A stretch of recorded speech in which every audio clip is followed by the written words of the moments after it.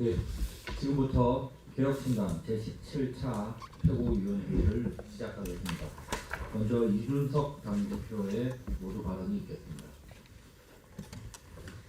예, 이런 말이 있습니다. 나무를 심기 가장 좋은 때는 20년 전이었다. 그리고 두 번째로 좋은 때는 바로 지금이다. 국가정보자원관리원 화재로 며칠째 정부 전산 시스템이 마비된 지금 우리는 더 이상 미룰 수 없는 선택에 직면했습니다. 저는 오늘 이재명 대통령께 직접 제안드립니다. 13조 원의 현금을 살펴하는 포퓰리즘 대신 그 돈으로 대한민국의 디지털 인프라를 완전히 새로 구축하십시오. 현금은 쓰고 나면 사라지지만 제대로 된 디지털 인프라는 영구적인 자산이 됩니다. 이번 사태의 본질을 직시해야 합니다. 대구와 광주에 불원이 있지만 작동하지 않았습니다. 애초에 지리적 이중화를 위해 설계되지 않았기 때문입니다. 애초에 고가용성을 염두에 두지 않고 설계된 시스템은 솔직히 말씀드리면 다시 만드는 수준까지 가야 할지도 모릅니다.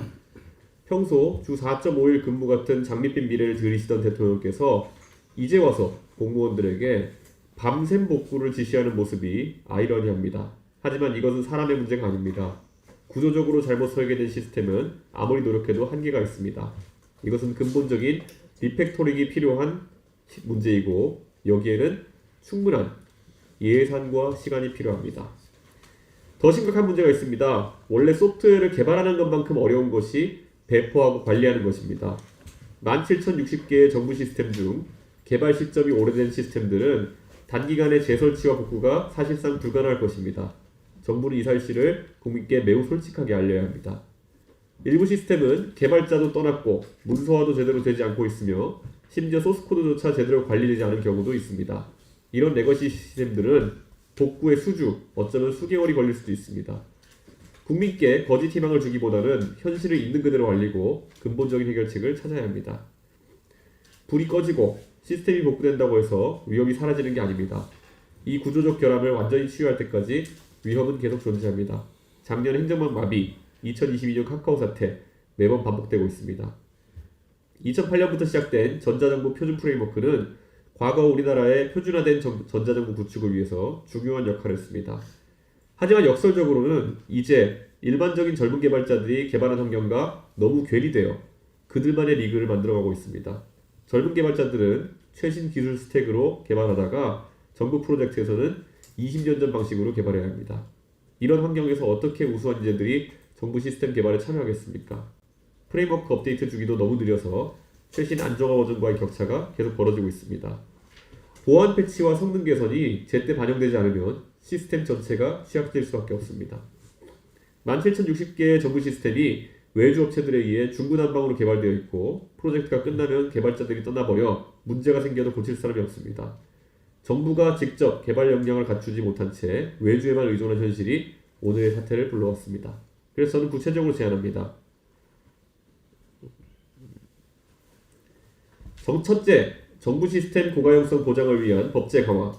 현재 클라우드 컴퓨팅 및 이용자 보호에 관한 법률에 고가용성 관련 조항이 있지만 충분하지 않습니다.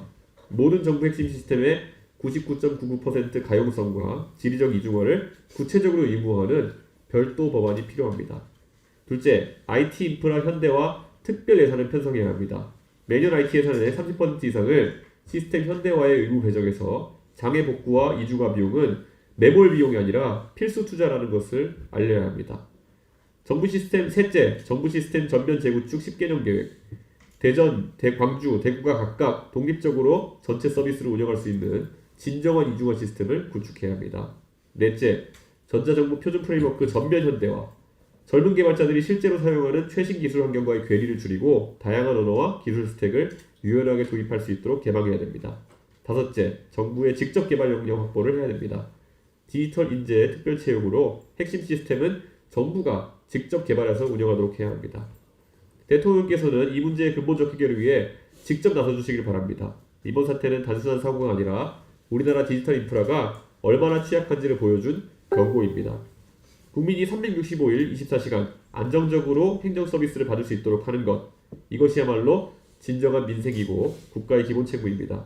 현금을 뿌리는 단기적 임기 정책보다 미래 세대를 위한 디지털 인프라 투자가 진정한 국가의 역할입니다.